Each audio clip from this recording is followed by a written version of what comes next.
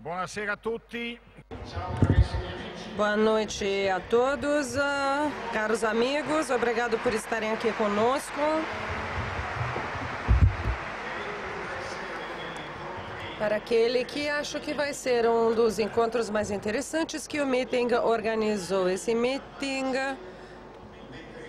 capaz de juntar e prestar atenção na voz de homens e mulheres que têm experiências variadas, homens e mulheres que vêm de culturas e religiões e sentimentos políticos e pessoais muito diferentes entre si, chamados todos a se confrontar ao redor do mesmo tema, o que significa que a existência pode se tornar uma grande certeza. O encontro de hoje à noite é extremamente interessante, pois tem um tema muito interessante: os cristãos na política. Aqui, ao meu lado, podemos ver 4 pessoas, somos 5 cristãos engajados com política em vários pontos do planeta, com experiências extremamente diferentes entre si, mas todos querem dar uma resposta a este tema. É possível, portanto, ter a ambição de fazer política a partir de ser cristãos. Já todos os conhecem, não vou apresentá-los, somente vou explicar quem vai tomar a palavra. Eu tenho uma tarefa dupla de ser o presidente da mesa e depois de trazer aqui a minha própria experiência, eu vou desempenhar a minha primeira tarefa com algumas palavras de introdução. Para começar, salientando de que forma este título, Os Cristãos na Política, portanto, já tem dentro de si uma grande provocação.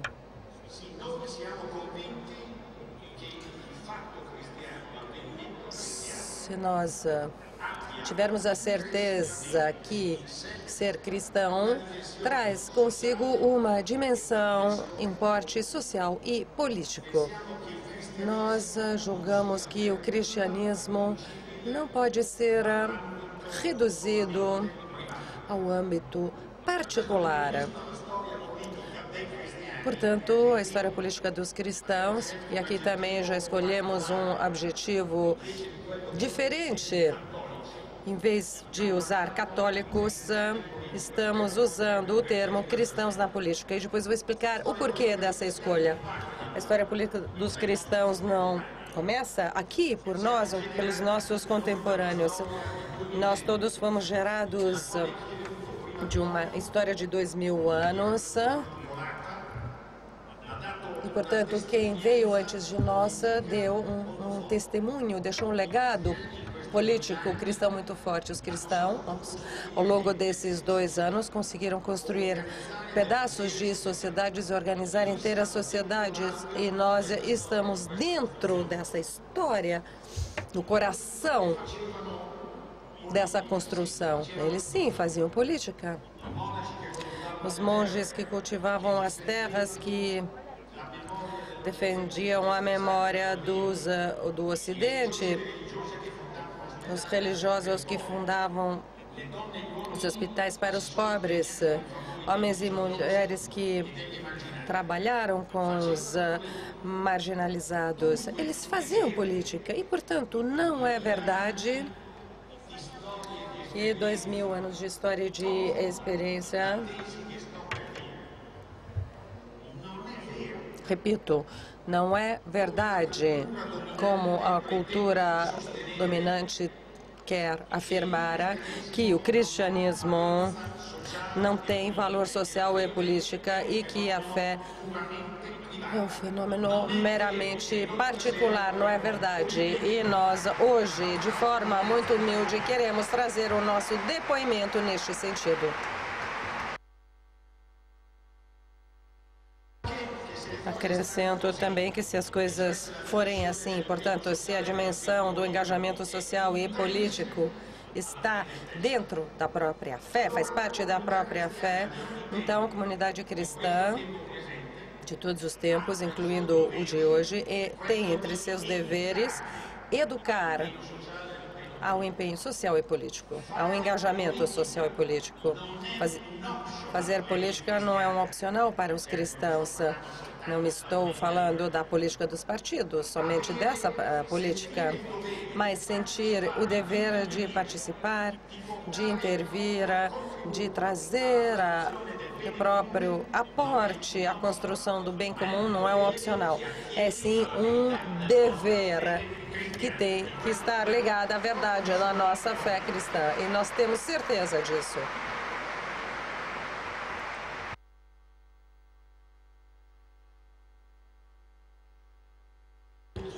Acrescento que durante os últimos 100 anos, essas ideias que estou repetindo de forma muito simples tornaram-se um corpo teorético, filosófico extremamente importante e bem agregado, compacto. A doutrina social da Igreja é o reflexo e, aliás, a reflexão a respeito deste assunto da fé. Sabemos que a doutrina social cristã ou da Igreja fala em dignidade da pessoa, solidariedade, subsidiariedade, bem comum. A doutrina social da Igreja identifica, portanto, como primeira tarefa política do cristão construir o bem comum, respeitando e contribuindo a construir esses princípios todos.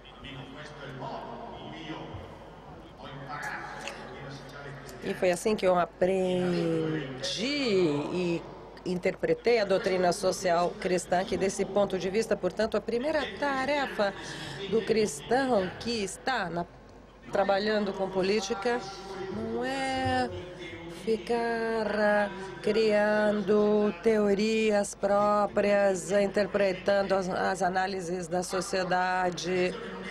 Portanto, não é a primeira tarefa.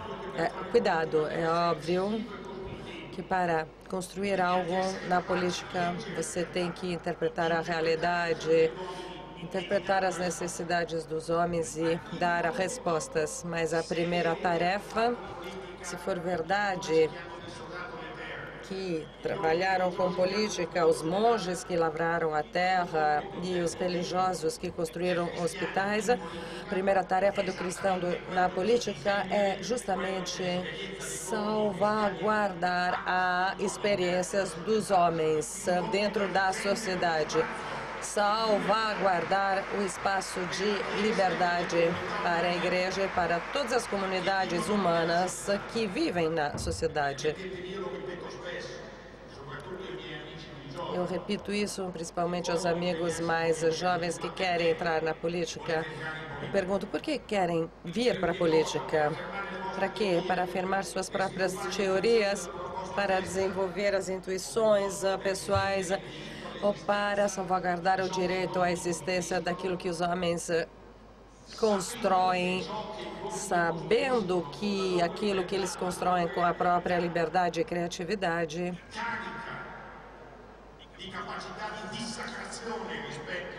carrega de capacidades diferentes da cultura dominante. O que os homens constroem está sempre em perigo por uma política que gostaria de impor um único modelo, uma única cultura, um único pensamento. Esse é o nosso objetivo, portanto.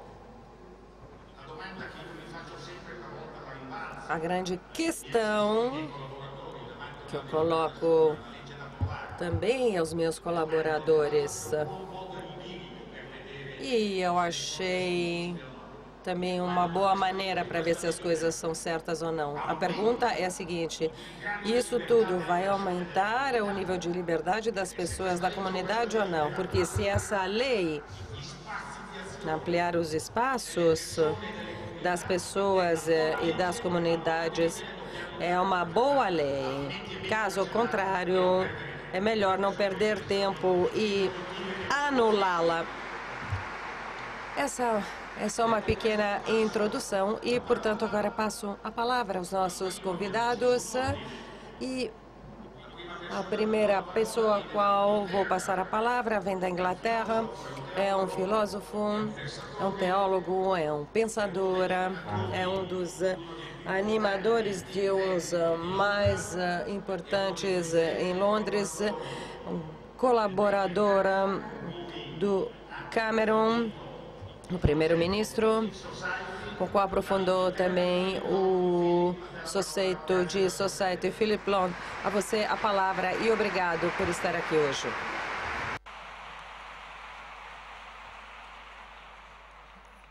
Thank you very much. Once again, it's a great pleasure to be here. Muito obrigado, é um grande prazer estar aqui. Pediram-me para explicar o que significa ser cristão na Inglaterra, no papel e na minha função. A primeira palavra que eu lembro é que é muito difícil. Difícil por quê? Porque logo que você fala que é cristão, quando você afirma eu acredito em alguma coisa, o que acontece imediatamente? Ele fica com um rótulo de fanático, fundamentalista, alguém que quer tirar a liberdade do homem por o próprio valor, tornar todos subjugados aos seus próprios pontos de vista. O que é interessante é dizer a essas pessoas e dar uma resposta a essas pessoas contando um pouco de história, porque às vezes eles não sabem do que estão falando. O primeiro criador do laicismo moderno não foram os liberais, não foi a esquerda, mas foi a própria igreja. A igreja tinha afirmado que nós tínhamos que estabelecer uma distinção, o que é provisório e o que é definitivo. E nesta vida, nós só podemos ter aquilo que é provisório. E, portanto, a religião sempre é mediada, está sempre acima daquilo que nós compartilhamos no dia a dia. E são principalmente uma crítica ao absolutismo. E quero dizer outra coisa com relação à história. Os pagãos eram os piores fundamentalistas, os piores fanáticos. Não lembram disso? Se olharmos para trás, era sempre o rei que impunha as regras e era o sacerdote pagão. Dizia que a regra do rei era a regra divina também. É só ler o Velho Testamento, que escreviam os profetas judeus, qual é a verdadeira intuição? Que também o rei está submetido à lei divina. O profeta chama o rei e convida-o a respeitar a lei. Portanto, o que eu quero dizer com isso tudo? Aqueles, principalmente, que dizem que o cristianismo é fundamentalista. Eu quero dizer que eles não entendem a história. O que mais que eu quero afirmar? Que o cristianismo é o principal criador de liberdade moderna. Ele cria a liberdade moderna porque o cristianismo criou a ideia do governo provisório.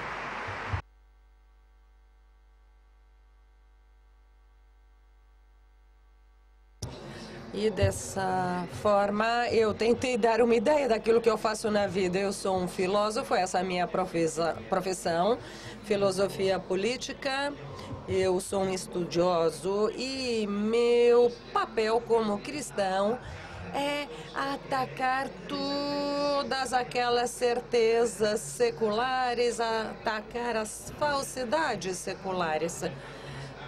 Pensemos, por exemplo, no que está acontecendo. Disse que os cristãos acreditam em direitos, em pluralismo, mas isso também abre uma dúvida, porque neste caso nunca há uma única verdade. Há várias verdades, a sua verdade, a minha verdade, mas se nós não soubermos qual é a verdadeira verdade, acontecem as lutas, acontecem os problemas. E será que isso não é a própria democracia em alguns países? Vamos ver o que acontece nos Estados Unidos, completamente congelada por esses conflitos, porque eles não conseguem entender qual é o bem comum, definir o bem comum. Quais são as razões filosóficas do bem comum? Vamos pensar. A ideia que haja, primeiro de tudo, um bem comum. Os valores não conseguem articular o bem comum. Eles sempre falam, o valor mais importante é o meu valor. Esse é o objetivo. Os outros falam, não, é o meu valor. Portanto, as duas grandes tradições leigas do Ocidente, o individualismo e o coletivismo, acabam por ser exatamente a mesma coisa. Foi Rousseau, aquele que esteve na origem da Revolução Francesa, aquele grande desastre europeu, se pensarem bem. Foi ele que falou que a sociedade me aprisiona. Eu sou um verdadeiro sujeito. Mas ele também teve que enfrentar a realidade da sociedade e afirmou, através da noção da vontade geral, tudo que é sociedade é como eu sou. Portanto, o que eu digo às pessoas que acusam a religião de ser absolutista, fanática, sou eu. E eu falo, não, são vocês assim, são vocês que estão criando essa situação. Vocês não têm esses nossos mesmos valores. É isso que eu faço, é esse o meu trabalho. Eu escrevo ensaios, publico matéria para os jornais, vou para a televisão, e é isso que eu tento fazer, divulgar essas ideias. Por exemplo, o problema com as pessoas que falam a respeito da liberdade de escolha e não acreditam no bem comum, nem elas sabem o que é melhor escolher. Elas pensam que o ato moral da escolha, acreditam naquilo e não naquilo que estão escolhendo. Acreditam na ideia, mas não na ação.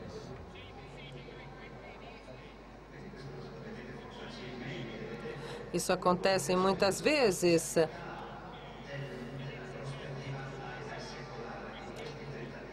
Podemos ver muitas tentativas de deixar o cristianismo de lado. Eu não faço só essas coisas negativas, eu também não passo a minha vida criticando somente os valores dos outros. Eu tenho um instituto que chama-se Think Tank, eu tento criar novas abordagens à vida e, portanto, eu nunca começo nunca pelo meu aniversário e nunca falo para os outros, sigam o que eu faço.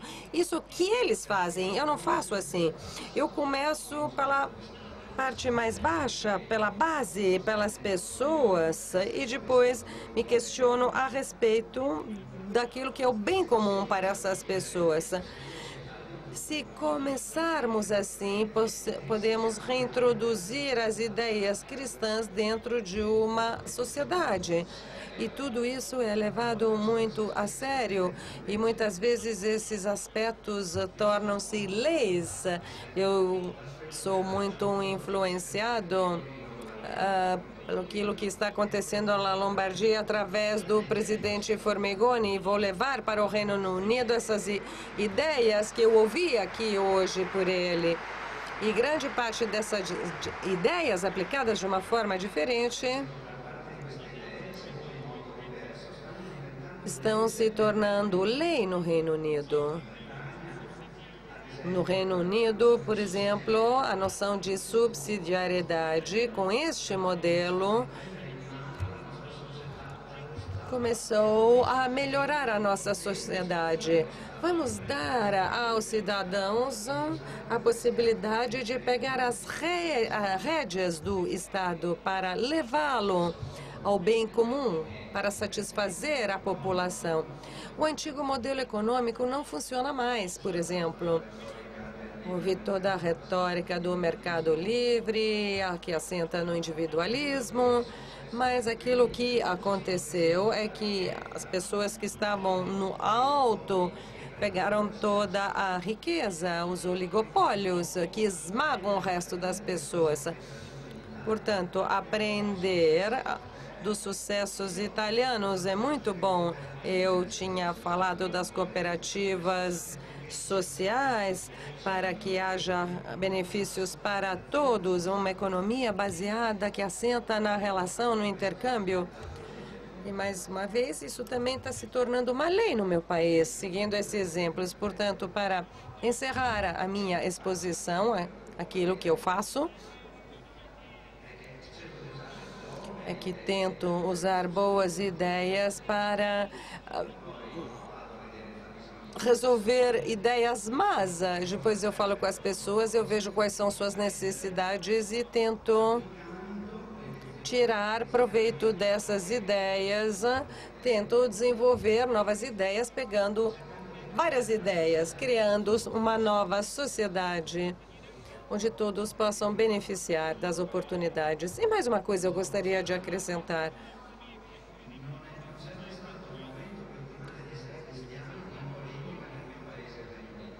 Esse é o melhor momento para ser um político cristão no meu país, porque depois daquilo que aconteceu no meu país nas últimas semanas, sabemos que muitos problemas foram criados e, fundamentalmente, foi por causa dos ataques às famílias, às autarquias, às entidades, com uma estranha noção de moralidade. Portanto, agora, mais do que nunca, o cristianismo é muito importante para nós da Inglaterra. Muito obrigado.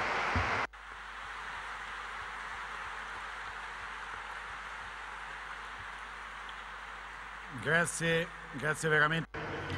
Muito obrigado, Philip, pela sua clareza na exposição e sua convicção também. O segundo amigo que eu vou apresentar vem do Paquistão, mesmo se ele fala muito bem italiano.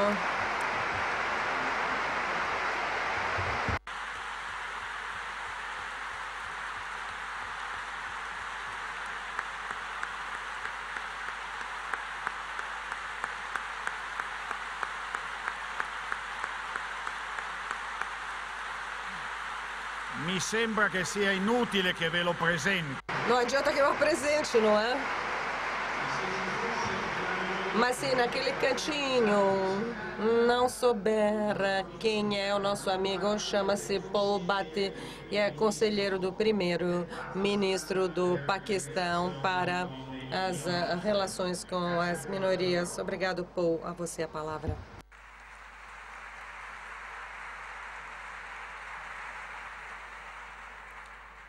Buonasera a tutti. Boa noite a todos. Gostaria de agradecer os organizadores deste meeting por terem me convidado para uma sessão de trabalho tão importante. Falando de cristãos em política, lembro das palavras do Papa Paulo VI, que afirmava que a política é uma forma exigente de viver o empenho cristão ao serviço dos outros. Nesse empenho, nesse engajamento cristão, mudam as coisas se um cristão desempenhar a sua tarefa política num país ocidental como a Itália ou num país como o Paquistão, onde conflitos religiosos e discriminação entre cristãos e muçulmanos e as violências acontecem todos os dias. Considerando o testemunho de meu irmão menor,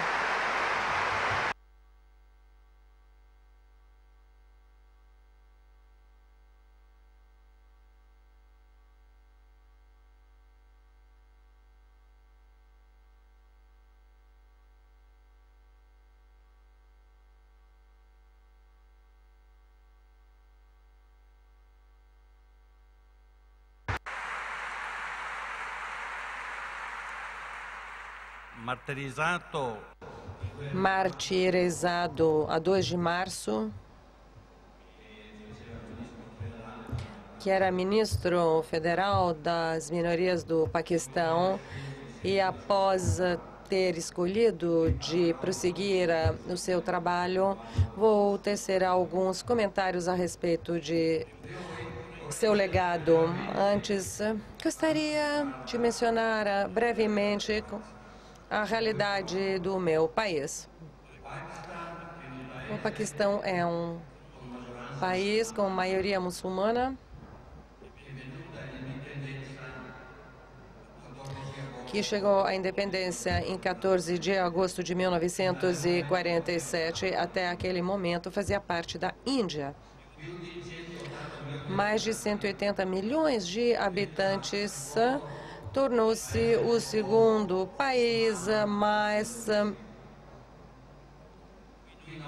populado depois da Indonésia. 90% da população é muçulmana, 5% são outras religiões e 2% são cristãos, 2% hindus e 1% incluem-se que budistas, judeus, almedim e várias religiões.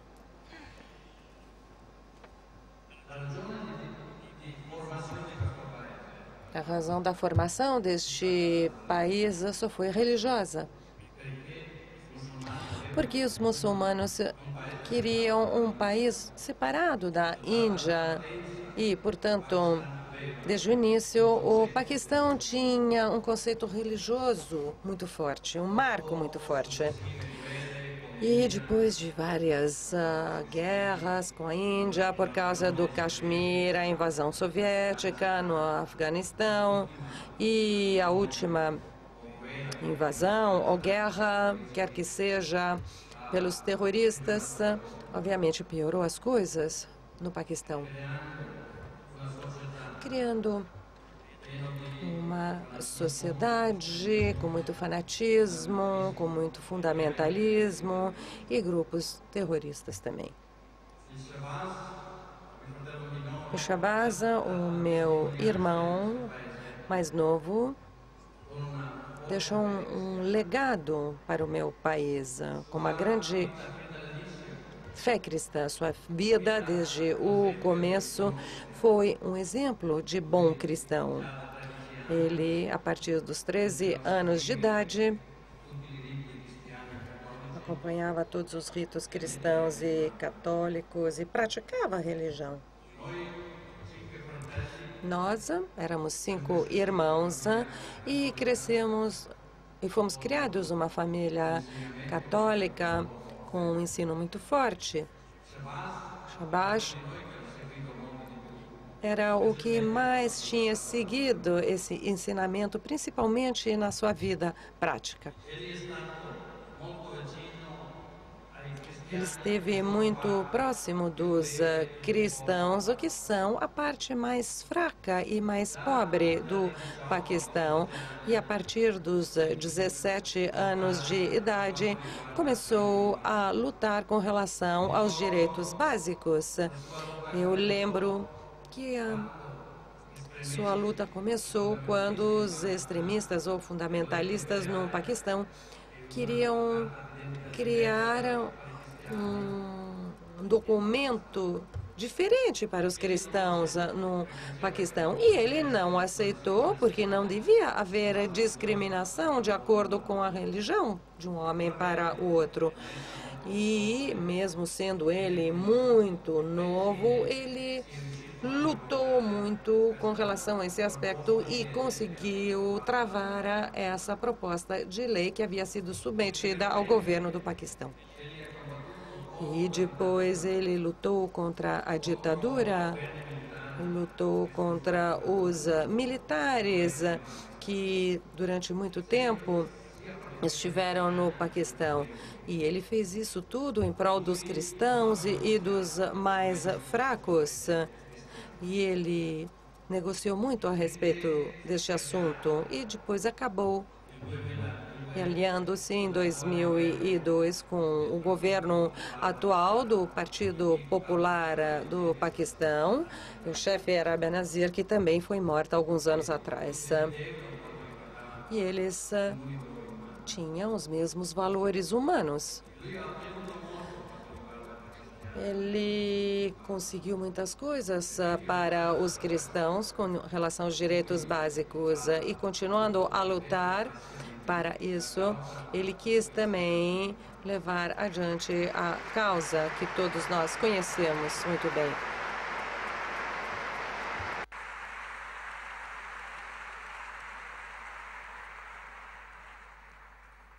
Legge di blasfemia in Pakistan che è stata A lei da blasfêmia aqui no Paquistão foi usada muitas vezes contra os cristãos. Era um ponto extremamente importante para a batalha de meu irmão. E quando a Asia Bibi foi condenada, ele tentou todo o possível para que ela pudesse se salvar dessa condenação. E convenceu também o governo de Punjab, que era um muçulmano e era uma pessoa extremamente importante que também foi vítima de terrorismo e de fundamentalismo, que foi morto pela própria guarda. Portanto, naquele momento, eu estava no Paquistão e quando eu vi que esse governador foi morto, eu estava extremamente preocupado que a mesma coisa pudesse acontecer com meu irmão. E todos os políticos tinham medo de expressar a própria proximidade ao governo, porque todos tinham medo dos extremistas e de serem mortos também. Meu irmão, depois da sua morte, foi fazer falou que condenava, ele fez uma coletiva e condenou isso tudo e participou de uma missa e falou tudo o que tinha que falar a respeito do assunto. E começou a receber as ameaças no dia seguinte. E então eu tinha aconselhado que ele deixasse o país, se afastasse do país, para evitar situações perigosas. Ele não quis. Ele falou que não podia abandonar o próprio povo, porque se ele tivesse abandonado o próprio testemunho, não teria tido aquela importância que, na realidade, devia ter. Portanto, ele deixou um legado espiritual. E gostaria de ler uma coisa que muitos conhecem, mas eu gostaria de repetir. Aqui, meu irmão escreveu: foram propostas altos encargos no governo e me pediram para abandonar a minha luta, mas eu sempre me recusei. Mesmo correndo risco para minha própria vida, a minha resposta sempre foi a mesma: não, eu quero servir Jesus como um homem comum. Esta devoção torna-me feliz. Eu não quero ser popular, eu não quero ser poderoso, eu só quero um lugar próximo de Jesus, aos seus pés.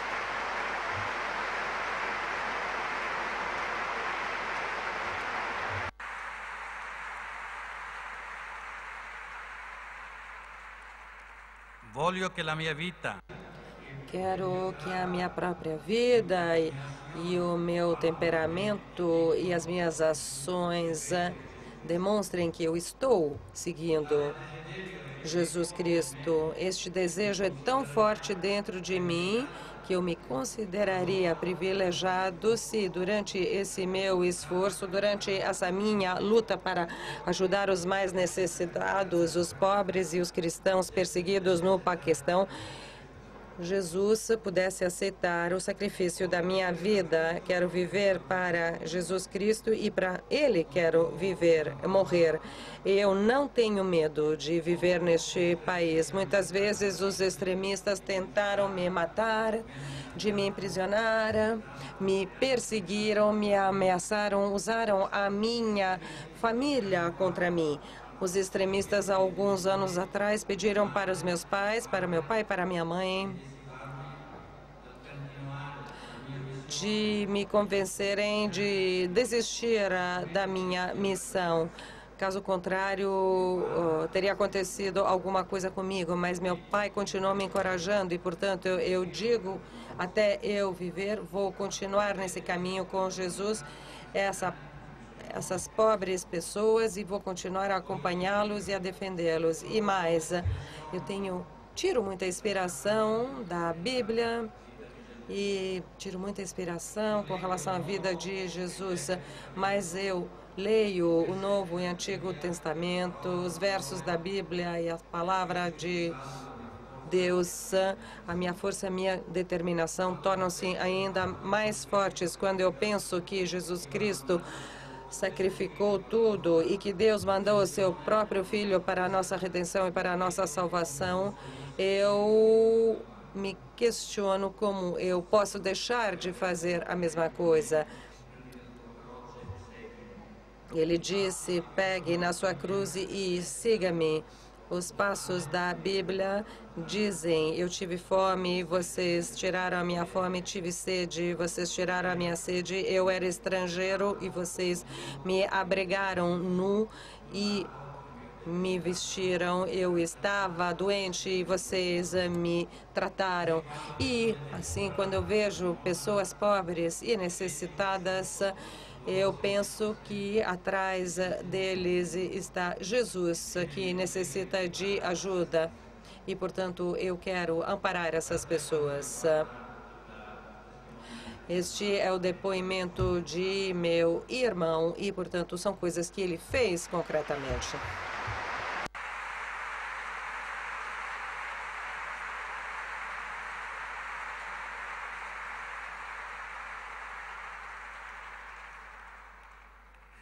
Credo che il rischio della propria vita Acho que o risco da própria vida pode ser um problema concreto no Paquistão, assim como aconteceu para o meu irmão. Isso demonstra que, ao defender com as palavras do Evangelho as minorias religiosas, os cristãos, os perseguidos, os pobres, mas aqui no meu país torna-se uma verdadeira escolha. E a coisa muito importante é a própria fé, perseguir esse caminho. Nós não precisamos do sacrifício dos mártires para entender o caminho da paz, porque ela tem que estar escrita dentro do coração de cada um de nós. Eis porque depois do assassínio do meu irmão, eu escolhi de continuar a sua missão. A minha decisão levou uma mudança total da minha vida, na família, na profissão, e isso aconteceu por duas razões. Não podemos renunciar à batalha contra as violências que afetam os mais pobres e os mais fracos. É necessário que a voz do meu irmão continue. O meu trabalho político dirige-se a todos, aos mais pobres, sem distinção religiosa e étnica, ou a todas as pessoas, ou aos cristãos limitados na própria religião e perseguidos pela própria fé em Jesus Cristo. Hoje, na nossa sociedade, alguém justifica a violência contra um povo, referindo-se a Deus, mas as religiões não devem se tornar nunca um veículo de ódio. Nunca, através do nome de Deus, podemos justificar o mal e a violência. Não se pode matar ninguém em nome de Deus. Pelo contrário, as religiões devem ser um recurso para um futuro diferente que possa, através de pequenos atos da vida, do dia a dia, ajudar todas as pessoas. A cada dia a mais, eu tenho certeza que não podemos atingir a paz somente com a segurança, porque para a paz temos que correr riscos. A vida do meu irmão nos ensinou que paz significa confiar no comando de Deus e a Ele obedecer e ter muita fé, colocar nas mãos do Deus Todo-Poderoso a história do homem. Shabazz sabia que devia testemunhar com a sua própria vida o amor em Jesus e quis do mesmo jeito participar. Tenho certeza que ser bom cristão significa ser bom político também. Ser cristão significa viver com mais a responsabilidade ou empenho político, na convicção que as pessoas que fazem política sabem que você pode perder dinheiro, tempo para você mesmo, certeza para o futuro e, às vezes, também correr riscos de vida.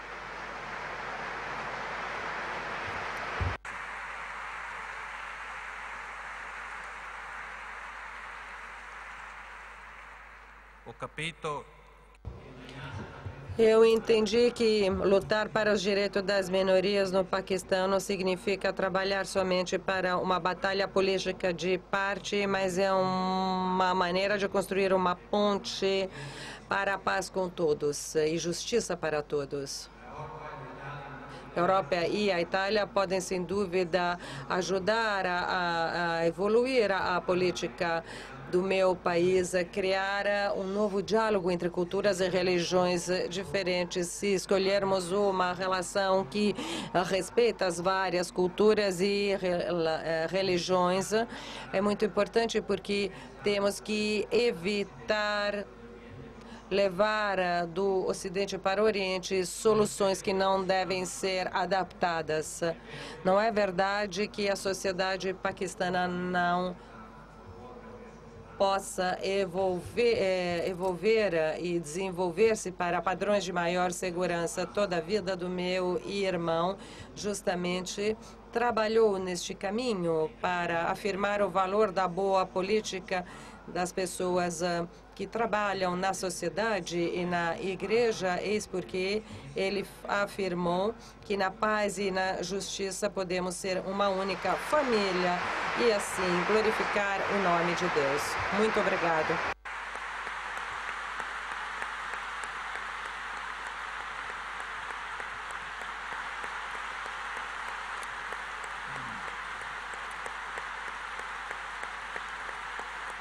Grazie, Paul.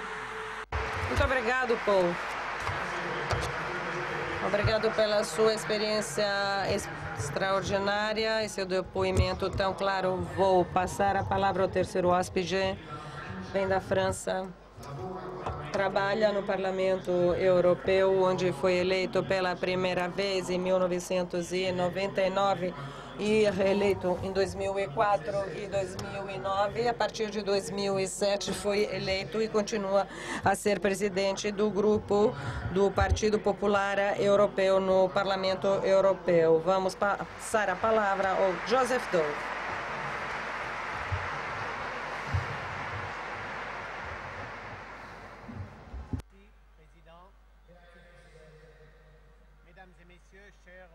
Du monde entier. Boa noite, minhas senhoras e meus senhores e jovens do mundo inteiro. É uma grande alegria vê-los reunidos em Rimini. Eu sei que vocês ficaram com o sentido da alegria e das preces. É um prazer vê-los aqui.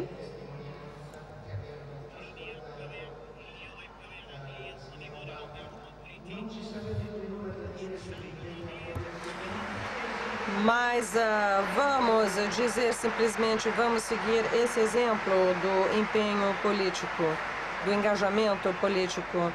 Como vejo aqui tantos jovens engajados. E agora vou voltar à minha palestra dizendo e falando do engajamento político dos cristãos. Significa principalmente servir os outros, estarmos engajados no dia a dia para o bem da comunidade, resguardar e defender os nossos valores cristãos e não aproveitar de vantagens ou de favoritismos, mas ser simplesmente ao serviço dos outros. Eis porque eu quis me engajar em nível político. O meu caminho foi um caminho atípico. Eu nasci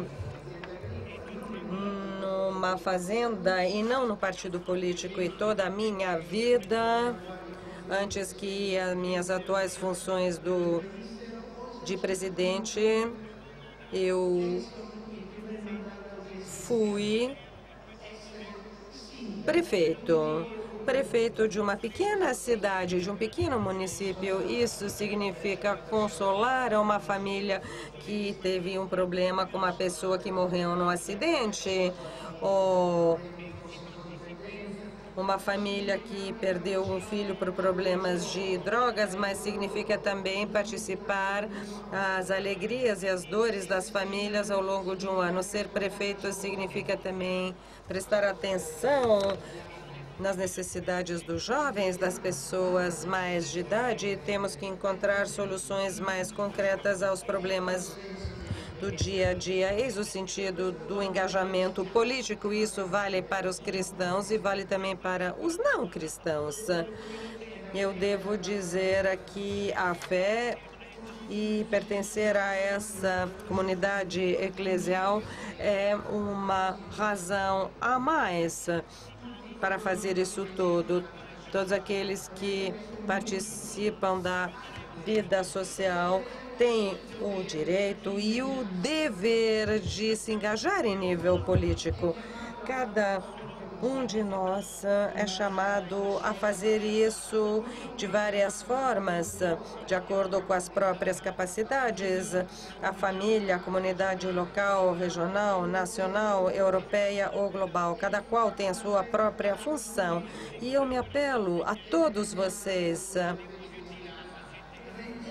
tornem-se úteis à sociedade. Deem o seu tempo, o seu coração, a sua energia, o seu talento. Compartilhem a sua fé com atos concretos em prol de seus vizinhos, de seus concidadãos. Deem sem esperar nada em troca e receberão muito mais do que esperam. O Dom Giussani afirmava: viver intensamente o real. Isso significa enfocar a capacidade do cristianismo, ajudar o homem a melhor a enfrentar as provas da vida, torná-la plenamente humana. Eis a tarefa dos cristãos. Às vezes eu acho que existe uma indiferença com relação aos problemas dos outros. A sociedade é percebida muitas vezes meramente como um instrumento, com a única vantagem para cada um de nós. Sem enfrentar as necessidades da comunidade, Dom Sturzo afirmava que a caridade cristã não podia se tornar uma mera assistência. Deve ser também a alma, o motor das reformas em todas as sociedades democráticas para crescer e, obviamente, cada qual tem que participar de forma voluntária e responsável. Dom Sturzo também afirmava que estava convencido que a política deveria ser, ao mesmo tempo, um dever moral e um ato de amor. Sendo que a finalidade da política é de promover a dignidade da pessoa e, portanto, agir para o bem de todos e de cada um, a classe política deve, mais do que qualquer outra, estar sujeita e respeitar as grandes exigências morais.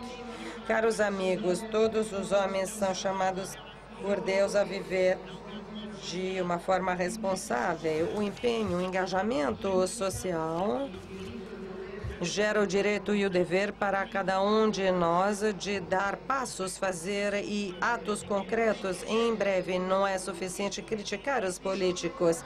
Precisamos ajudá-los, precisamos construir, encontrar novos caminhos, se os caminhos atuais constarem não satisfatórios. Ser livres não significa ser indiferentes perante a ação. Ser livres é uma fonte potencial de progresso que não deve se esgotar por falta de atividade. Tudo isso não significa que a política não esteja sob o controle da religião. Isso significa que a política deve estar a serviço do homem e se dobrar às regras da moral, cujo alicerce é a palavra de Deus. E é nesse cenário que a ação política será diferente de acordo com as situações que deveremos enfrentar. As ações políticas têm por objetivo encontrar soluções aos problemas do homem e da sociedade. Ser cristão na política significa agir no respeito da moralidade, não significa renunciar a buscar soluções mesmo nas situações mais difíceis.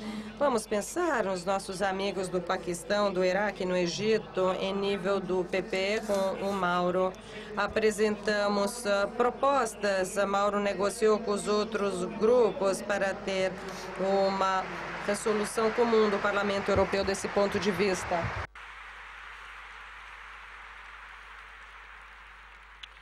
Je pense aussi à la médecine et aux moyens de communication.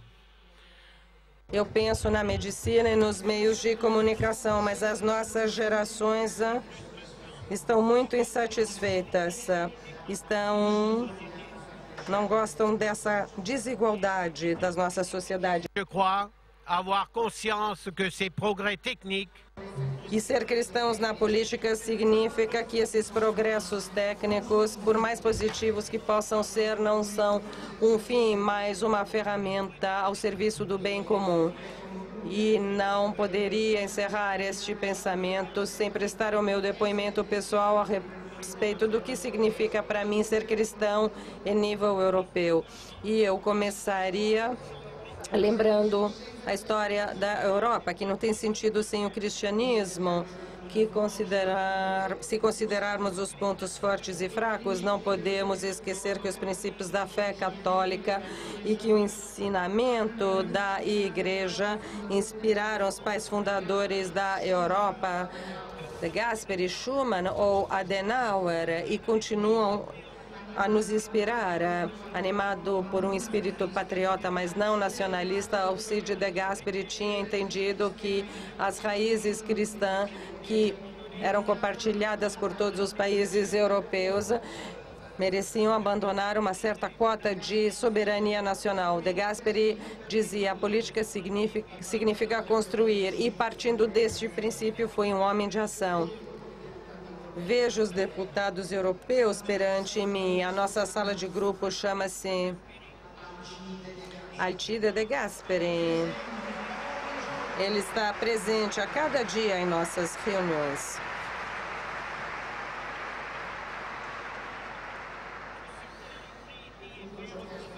Tudo o que ele escreveu, disse e falou assentava num único fundamento: a sua fé cristã, que a cada dia dava-lhe inspiração, a coragem para avançar, para construir. Como De Gasperi, a maioria dos pais da Europa, desde a origem até hoje, foram cristãos convencidos e contribuíram à construção de uma Europa unida. Caros amigos, a Europa não nasceu ontem, mas tem grandes raízes com períodos de guerra e de paz, com democracia e ditaduras, nacionalismo e federalismo, lutas de povos buscando a liberdade. E, apesar disso tudo, a Europa foi construída sobre valores que a identificaram como um continente e continuamos a fazê-lo, por vezes com algumas dificuldades, com algumas dores, como acontece hoje em dia. Hoje estamos assistindo ao surgimento de um novo espaço de vida em comum para além dos vários países. Temos que estar preparados e prontos para essa transformação.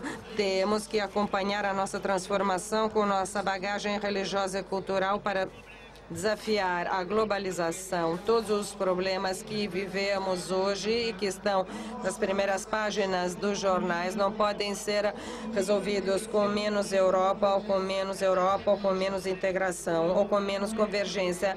Caros amigos, a Europa não é o problema, a Europa é a solução.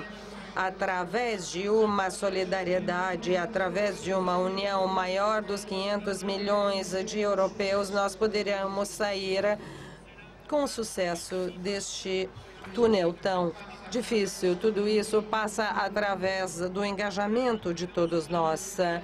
O cardeal Angelo Scola afirma: a nossa força só pode assentar na ciência de estarmos, que somos amparados por um Deus que guia a família, a história. Engajem-se como cristãos na política e tenham a certeza que não irão se arrepender nunca. Aquilo que eu falo para o meu grupo todos os dias. A frase de João Paulo II: não tenham medo, engajem-se. Très bien. Merci, Joseph. Obrigado, Joseph. O quarto amigo vem do Brasil. Foi e continua engajado no movimento dos trabalhadores sem terra que moram nas favelas de São Paulo e é também deputado no estado de São Paulo. Marcos Zerbini.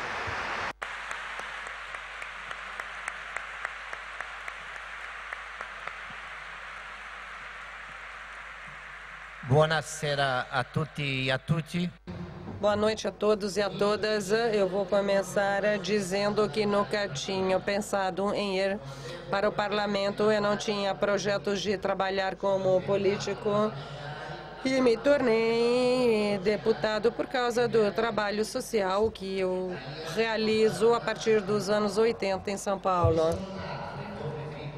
onde eu nasci e continuo vivendo. Eu e Cleusa, minha esposa, começamos a trabalhar com um movimento de luta para o direito à habitação e agora estamos também trabalhando com um movimento para a educação, a saúde e também outros setores. Começamos, como todos, com o direito à casa, exercendo pressão sobre o poder público para que ele viesse a construir casas populares. E, conforme o tempo ia passando e nada acontecia, nós começamos a buscar alternativas que pudessem satisfazer as necessidades dessas famílias sem abrigo com as quais nós trabalhávamos e, portanto, começamos a organizar as famílias para comprar coletivamente grandes terrenos, lotes de terreno, com o nome de uma associação que havia sido criada justamente para essa finalidade. E nessas áreas começamos a construir os bairros populares. E a ideia é extremamente simples: reunir muitas pessoas e comprar grandes lotes de terreno para diminuir o custo, fazendo uma única negociação em nome de todas as famílias. E desta forma, portanto, nós conseguimos comprar os terrenos por 1/5 de seu preço real que cada família ia gastar se comprasse individualmente o seu próprio terreno.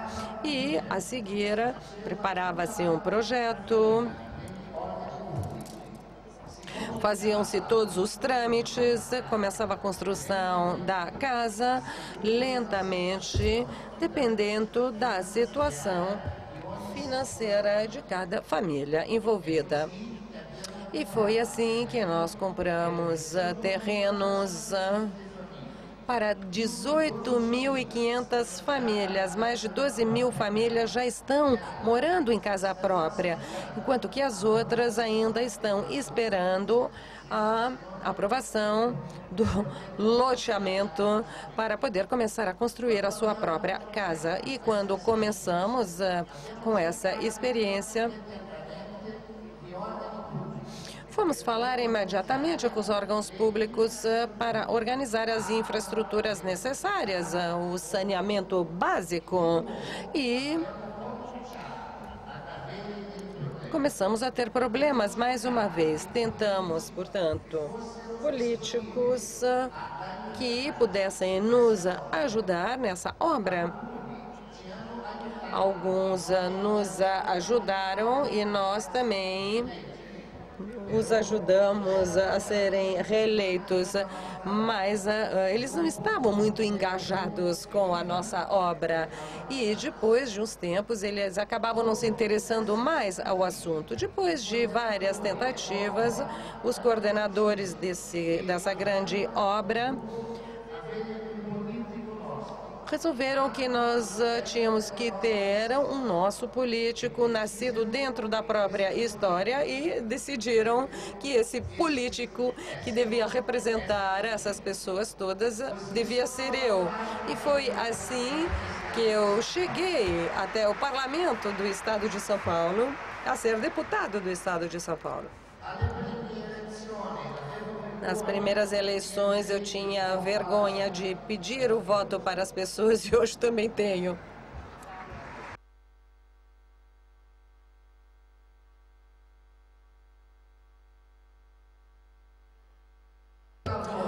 Contudo, todo o trabalho feito para a habitação já estava envolvendo tantas pessoas que foram suficiente os votos dos amigos que pertenciam e faziam parte desse projeto. No começo eu não sabia o que eu tinha que fazer, mas conforme o tempo foi passando, eu fui aprendendo a importância do meu cargo, da minha função, e é graças a esse trabalho todo que nós conseguimos promulgar leis que conseguissem agilizar as práticas do loteamento popular e o processo do loteamento popular, e também de ajudar dessa forma os novos bairros a terem um saneamento básico muito mais rapidamente do que antigamente. Atualmente já está muito claro que nós não teríamos conseguido isso tudo sem usar essa ferramenta, mas devo admitir também que para mim é extremamente difícil viver nesse tipo de ambiente. A convivência diária com o mundo político é muito complexa, pois a lógica é a lógica da conquista do poder, a força. Nós somos constantemente tentados a esquecer porque estamos naquele lugar, esquecer que a nossa tarefa é representar o povo e lutar para os seus interesses.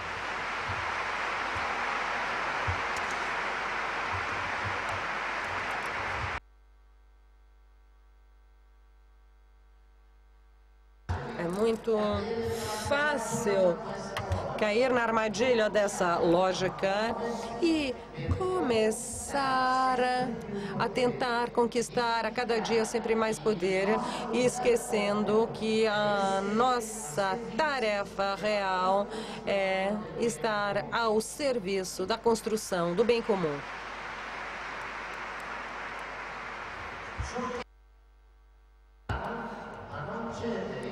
O que me ajuda a não ceder a essa lógica, o que me ajuda a resistir à tentação é o contato diário com as pessoas com as quais trabalhamos. E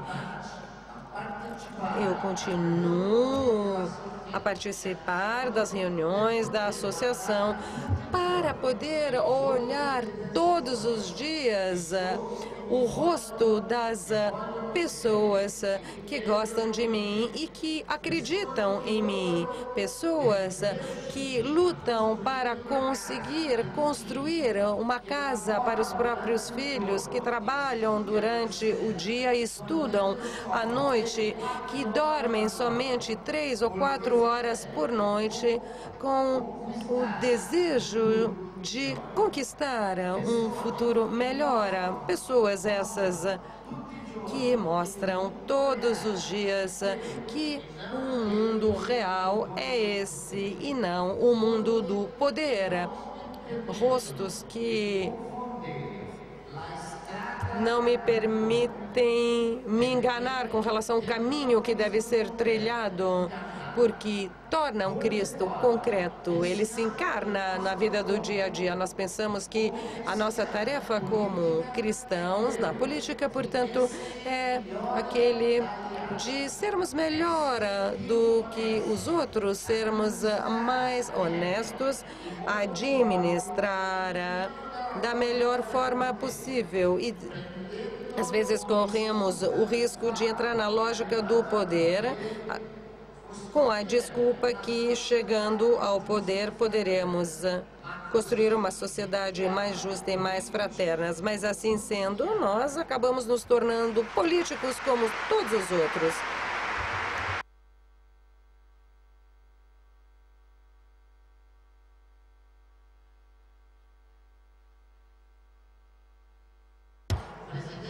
Julian Caron, presidente da Fraternidade de ICL, disse para um grupo de pessoas que estavam reclamando porque não tinham conseguido entrar no governo que eles próprios tinham ajudado.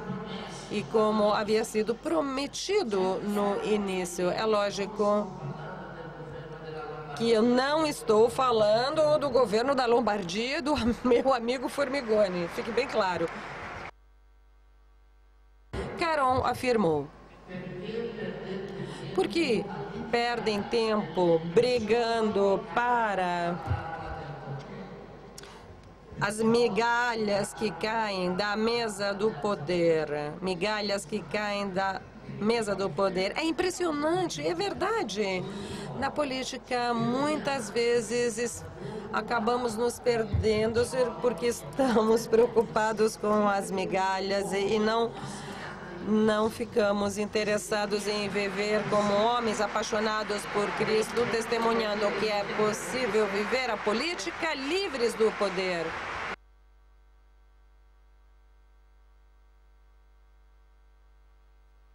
Meus amigos, viver a política não é diferente de viver qualquer outra profissão. Eu não entrei para a política para conquistar o poder ou para mudar o mundo. Eu quero ser político para responder à provocação de Cristo através da realidade que me foi dada para poder dizer sim ao seu desejo e responder às suas expectativas. Estou construindo o meu eu e, assim sendo, o Cristo está me usando para construir o pedaço de mundo que Ele gostaria que fosse construído.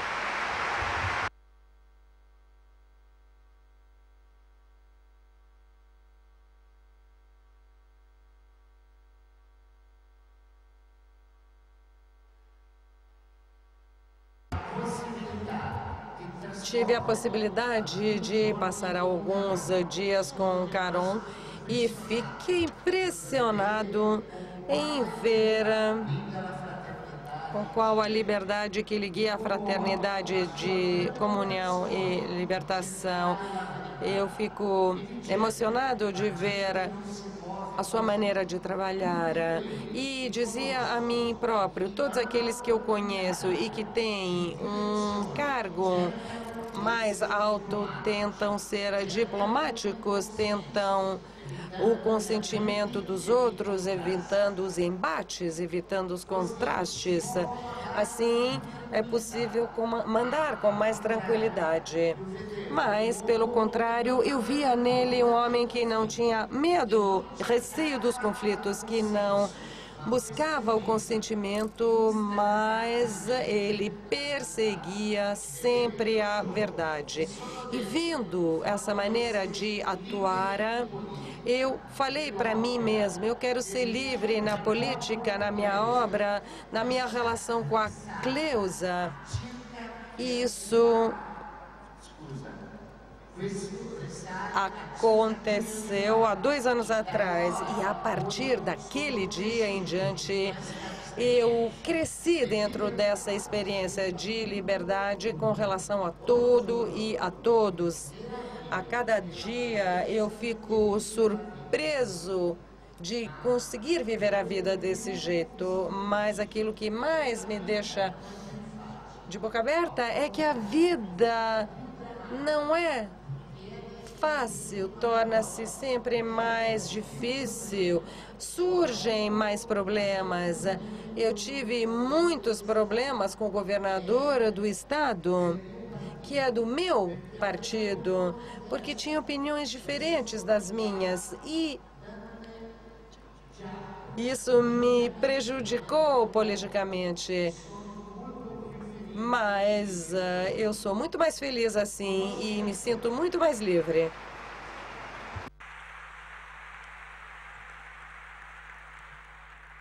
Conoscendo Padre Aldo, sono rimasto. Conhecendo o Padre Aldo, que me deixou muito surpreso pela sua confiança. Eu vi como Cristo usou para construir muitas obras impressionantes. Na medida em que eu aprendi a viver desse jeito, eu consegui ver muito mais claramente as coisas maravilhosas que Jesus Cristo estava construindo na minha vida. Isso não significa ser passivo, esperando que Cristo resolva tudo. Não é assim. Como o Padre Aldo fala, significa entender que os problemas devem ser enfrentados como provocação, que nos liberta, nos dão um impulso. Mas essas preocupações não têm que paralisar, travar as pessoas. Respondendo a essas provocações, estamos com um novo impulso e, portanto, ficamos surpreendidos com aquilo que Cristo faz conosco. Portanto, viver dessa forma na política ou em outros setores não é fácil. Eu estou vivendo, portanto, uma experiência de grande solidão na política.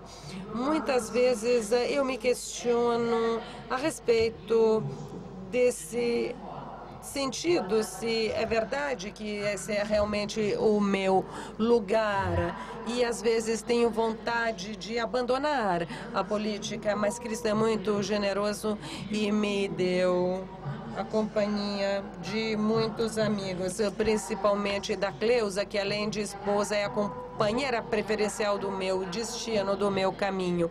E a companhia também de muitas pessoas, Caron, Padre Aldo e muitos outros amigos que me ajudam com o próprio exemplo a viver de uma forma muito mais apta e verdadeira. A maior prova de generosidade e do amor de Cristo com relação a mim e a Cleusa foi o encontro com CL. E foi justamente graças ao encontro e com o carisma do Dom Giussani é que nós começamos a entender a nossa própria vida. Nós estávamos cansados porque pensávamos que éramos empregados de Cristo e nós tínhamos o dever de entregar a nossa vida para construir o reino de Deus.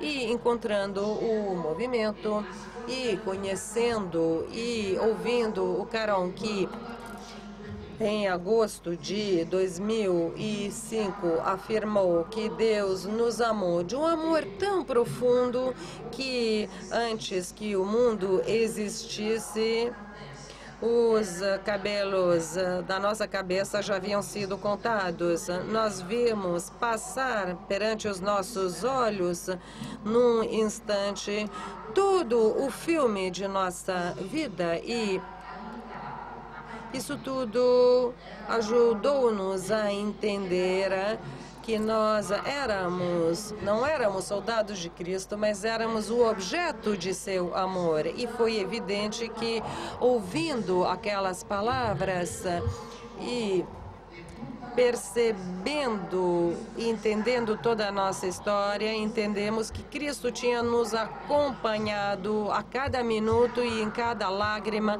e tinha nos amados de um amor tão profundo e verdadeiro. Portanto, é fundamental fazer experiências deste amor e deste abraço, e é somente dessa forma que nós podemos viver a política de uma forma apropriada. Só assim podemos trabalhar de forma apta, somente assim podemos viver o casamento de forma apropriada, somente assim podemos viver a vida de forma apta, tentando usar sempre mais o coração no sentido bíblico, sentimento e razão, ferramenta dada por Deus para interpretar a verdade, entender a verdade e saber o que realmente nos corresponde. Como diz Caron, uma bússola que nos norteia até o final da estrada. E vou encerrando pedindo desculpas pelo meu italiano terrível.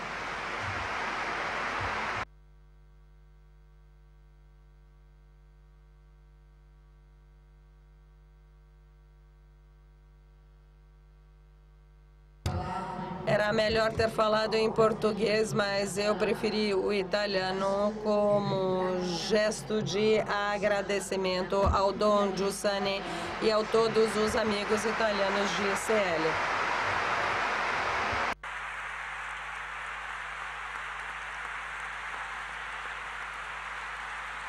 Grazie. Mais uma vez, obrigado pela atenção e pela amizade de vocês. Obrigado por terem ajudado a construir essa história para que eu e a Cleusa pudéssemos encontrar vocês, meus amigos. E vocês salvaram a nossa vida, ajudando-nos a encontrar o rosto de Cristo encarnado, e portanto queremos reafirmar o nosso amor, a nossa fidelidade a essa história. Mais uma vez, muito obrigado.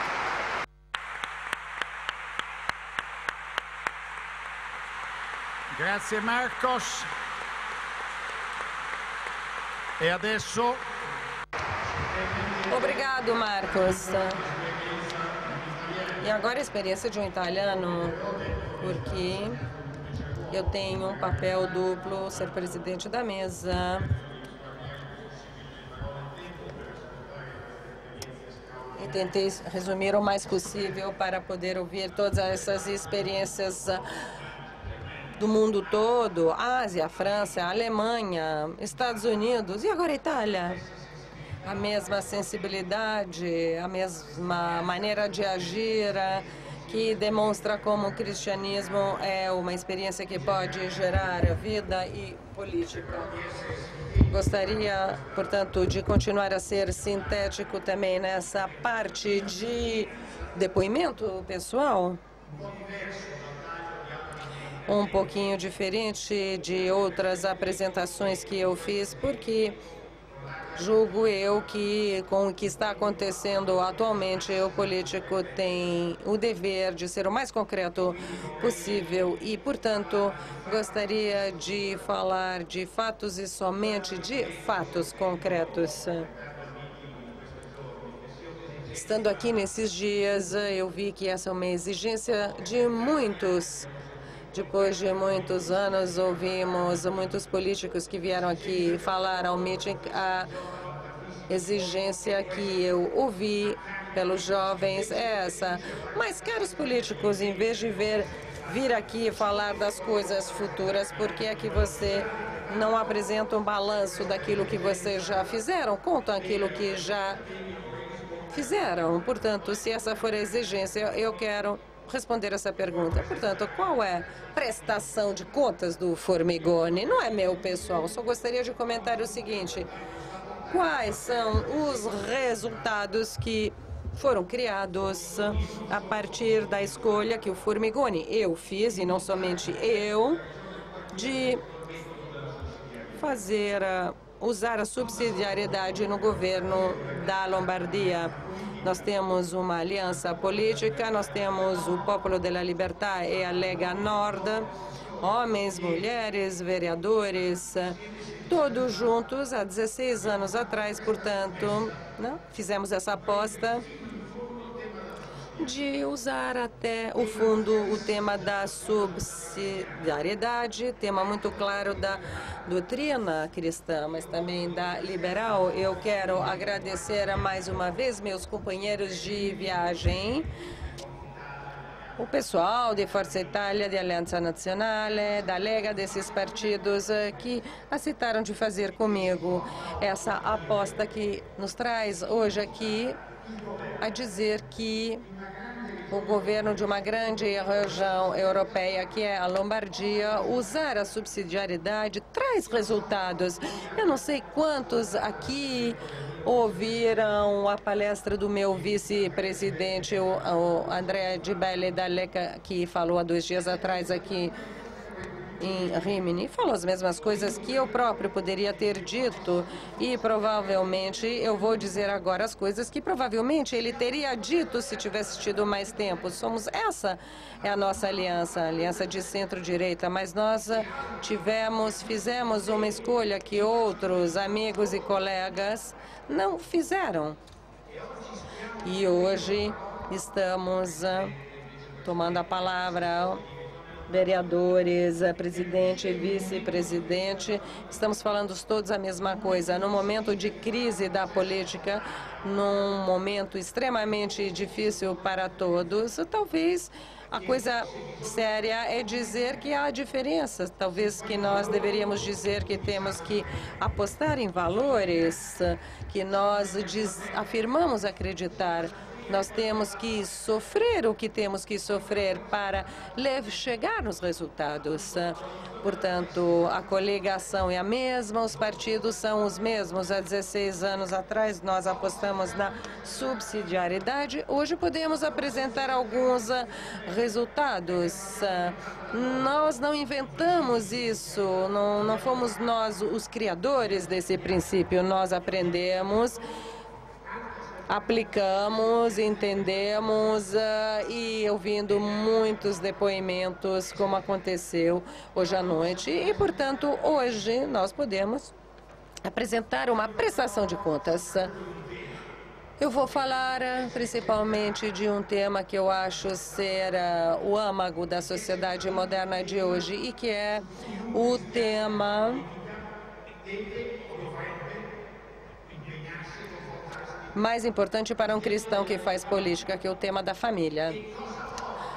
O que leva um método de governo, o que traz um método de governo como o nosso à família, porque traz coisas concretas.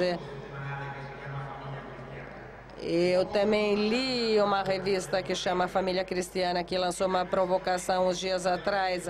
Mesmo se não for uma das minhas leituras preferidas, tenho que colher essa provocação e falar: o que é que vocês fizeram para a família? E eu poderia responder o que fez o governo do meu estado, tendo apostado na subsidiariedade e tendo colocado a família nas prioridades. Posso dizer que nós aplicamos o chamado quociente familiar há alguns anos como critério generalizado de acesso aos serviços.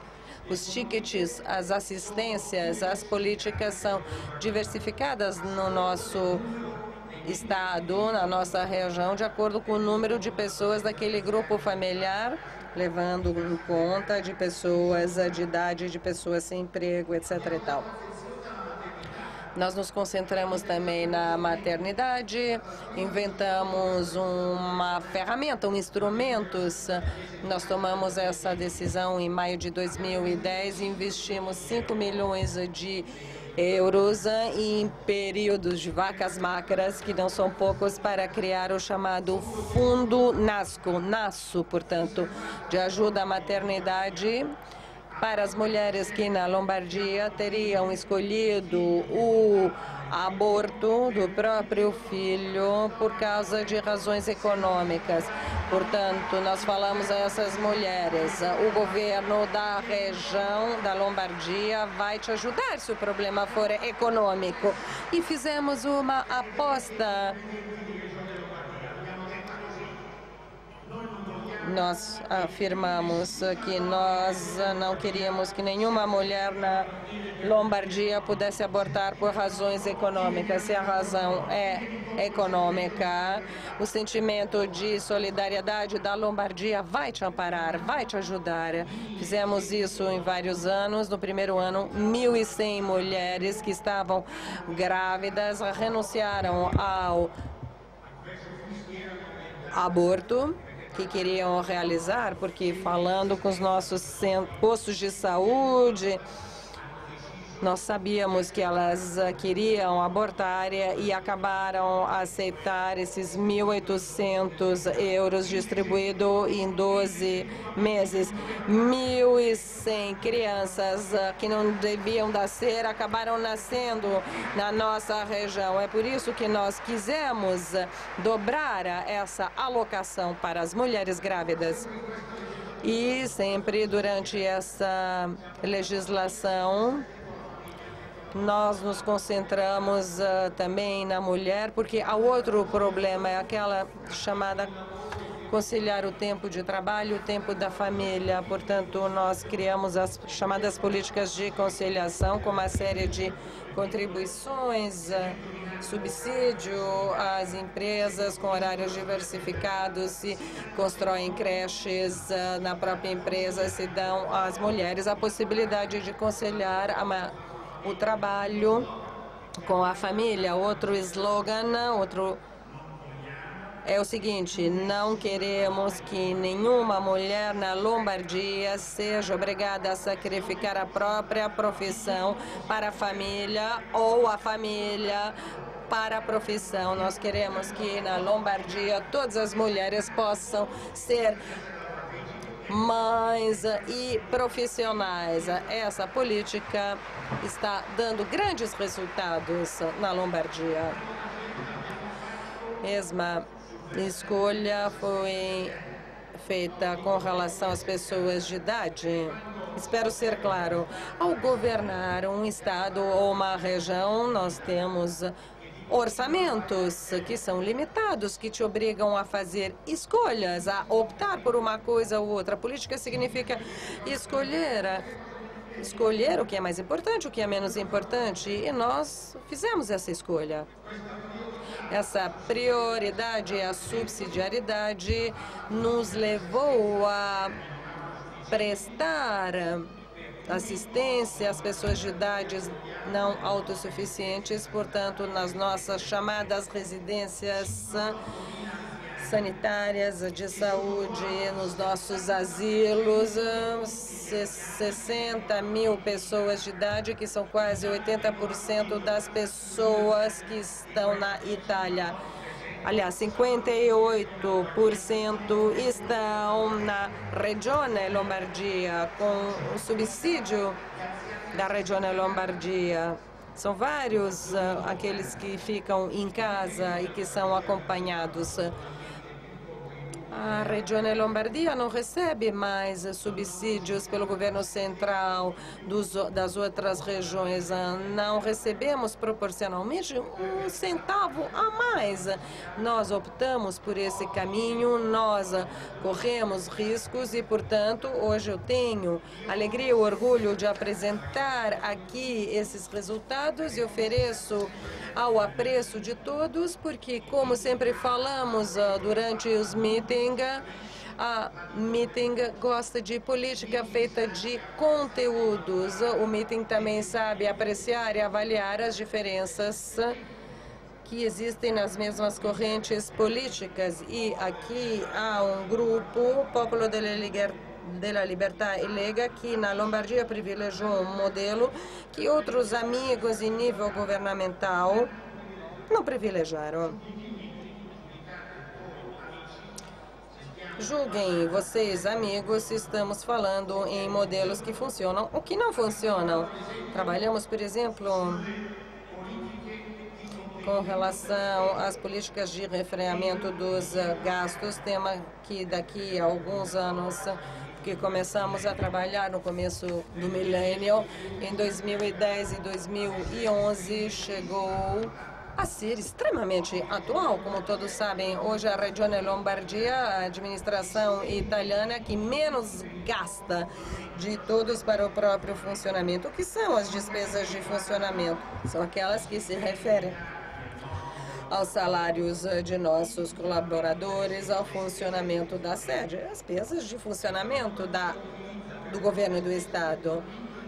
Nós usamos 9% do nosso orçamento, o que significa que 91% do nosso orçamento é dedicado às políticas ativas.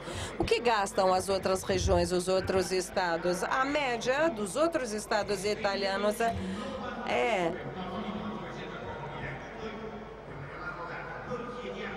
nós pedimos, portanto, para o nosso funcionamento, para cada cidadão, 44 euros por ano. As outras regiões pedem, em média, 91 euros por ano. O governo pede 175 euros por ano.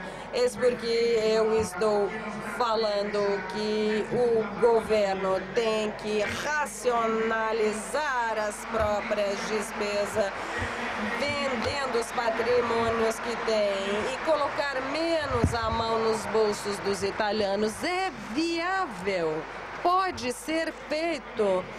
Depende daquilo que você está privilegiando, obviamente. Outro tema delicado, a cooperação internacional. A Regione Lombardia, há 15 anos, também leva adiante uma política de apoio ao desenvolvimento internacional. Alguém poderia dizer, a governadia só a Lega. Sim, na Lombardia há também a Lega. Nós, há 15 anos, destinamos alguns milhões de euros às nossas ONGs que trabalham nos países do mundo inteiro para ajudar a desenvolver esses países. E o PDL e a Lega estão muito felizes de fazer essa solidariedade com outros países do mundo. Preservamos as nossas alocações. O governo não fez isso. Com os vários governos de direita e de esquerda, continuou reduzindo a própria participação, a colaboração internacional, não respeitando compromissos que já haviam sido assinados e, portanto, diminuiu essas alocações e diminuiu nos últimos anos de 75%. O meu amigo Di Belli falou alguns dias atrás aquilo que nós fizemos para as empresas. Eu não quero tediar vocês com isso, mas só resumindo, trabalhando, bem trabalhado, nós conseguimos, e com muita paciência, conseguimos ter uma relação muito clara com relação aos nossos fornecedores, as pessoas e as empresas que trabalham conosco. Aqui há pequenos empresários, há alguém que trabalha com a administração pública, gosta da relação com a administração pública. Não precisam me dar a resposta. Na média, o prazo de pagamento da administração pública supera 600, 700 dias. Em algumas administrações que não vou mencionar, supera 800 dias. Na Lombardia, nós pagamos nossos fornecedores, é uma lei escrita, 60 dias. As empresas que trabalham conosco são pagas no prazo de 60 dias. Vou encerrando por aqui, tenho milhares de outros exemplos, mas gostaria, portanto, salientar o porquê dessa minha escolha. Eu acho que neste momento a política tenha dar uma demonstração de sobriedade, tem que apostar na possibilidade de fornecer respostas satisfatórias à população. Eu sou um cristão e recebi um grande dom, uma grande dádiva. Fui muito estimulado e acho que é meu dever, justamente por causa disso, fazer com que este patrimônio que eu tenho, que eu recebi, dê seus resultados. Portanto, é meu dever apresentar anualmente aquilo que eu consegui fazer. Ajudado pelos grandes amigos que me ajudaram e que têm a minha mesma fé e bom resto de meeting. Muito obrigado por terem estado aqui.